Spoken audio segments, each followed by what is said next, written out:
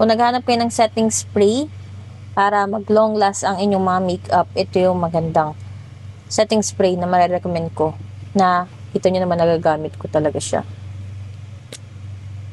So, ginagawa ko, nag-a-apply ako nito kapag nakapag first coat na ako. First coat ng makeup and then follow up. Para nang sa ganun, yung mga layers ng makeup ko is ma-retain ko siya.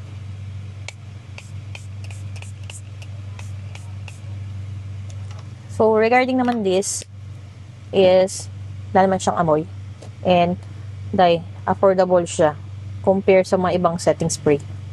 So, ganun din naman yung effect niya. So, on this product naman is nakakatulong para iwas hulas. Kahit paano is tumagal-tagal ang ating makeup. So, patuyuin lang natin to, tsaka tayo maglagay na press powder.